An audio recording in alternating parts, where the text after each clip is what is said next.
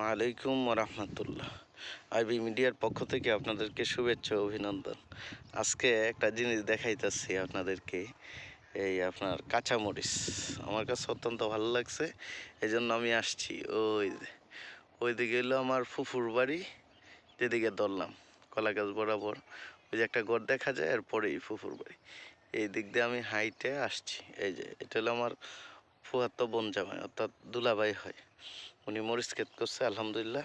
সবাই দোয়া করবেন, মরিচ কিন্তু হয়েছে, ওনারা খাইতেছে। অলরেডি আমাকে বলছে সবাই একসময় আয়েন, আমার তো খুব ভালো লাগে আর কি। এটা হলো ফুয়াতো বোনের বাড়ি, ঠিক আছে। ফুয়াতো বোনও আসছিল, সে বাড়িতে গেছে, আমার সাথে অফিসে চাকরি করে। এই মরিচ কিন্তু আলহামদুলিল্লাহ ধরছে, মোটামুটি ভালো হয়েছে। সবাই দোয়া করবেন। এই যে পুরাটুকু, অর্থাৎ এইটুকু আপনার মরিচ কিন্তু খুব কঠিন।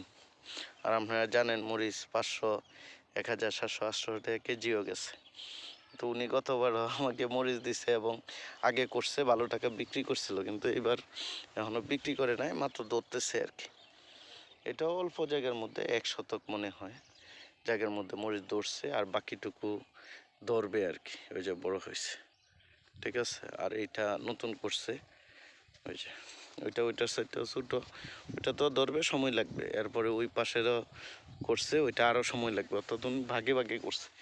একটা মরিচ গাছে অলরেডি মরিচ, এই যে এটা মরিচ আছে, এটার মধ্যে মরিচ ধরবে, আর এইটা আরও সময় লাগবে। ওইগুলাতে মোটামুটি শেষ হওয়ার পরে ধরবে। আর ওইটা এরপরের জমিটা যে আছে কলা গাছের সাথে, দেখেন ওইটাতে হইলো দেশি আলু করছে।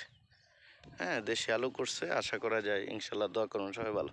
আর পাশেরটা অন্য লোকেরা করছে, ওইটাতে মরিচ করছে, ওই যে মূলা আছে, দাঁড়া আছে, দেখছেন নি।